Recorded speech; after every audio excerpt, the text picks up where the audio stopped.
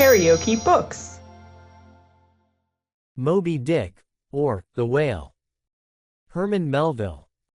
Audiobook. Chapter 66. The Shark Massacre. When in the southern fishery, a captured sperm whale, after long and weary toil, is brought alongside late at night, it is not, as a general thing at least, customary to proceed at once to the business of cutting him in. For that business is an exceedingly laborious one, is not very soon completed, and requires all hands to set about it. Therefore, the common usage is to take in all sail, lash the helm aly, and then send everyone below to his hammock till daylight, with the reservation that, until that time, anchor watches shall be kept. That is, 2 and 2 for an hour. Each couple, the crew in rotation shall mount the deck to see that all goes well.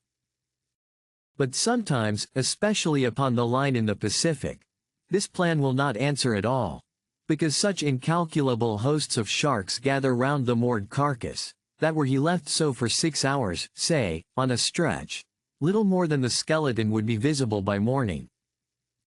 In most other parts of the ocean, however, where these fish do not so largely abound, their wondrous voracity can be at times considerably diminished, by vigorously stirring them up with sharp whaling spades, a procedure notwithstanding, which, in some instances, only seems to tickle them into still greater activity.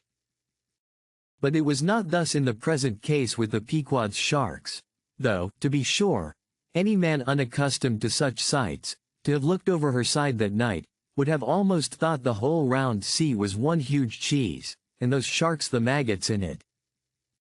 Nevertheless, upon Stubbs setting the anchor watch after his supper was concluded, and when, accordingly, Queequeg and a forecastle seaman came on deck, no small excitement was created among the sharks.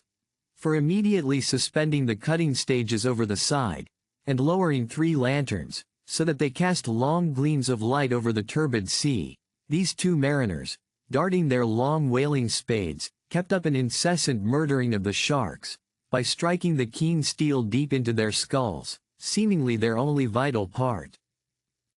But in the foamy confusion of their mixed and struggling hosts, the marksmen could not always hit their mark, and this brought about new revelations of the incredible ferocity of the foe. They viciously snapped, not only at each other's disembowelments but like flexible bows, bent round, and bit their own, till those entrails seemed swallowed over and over again by the same mouth, to be oppositely voided by the gaping wound.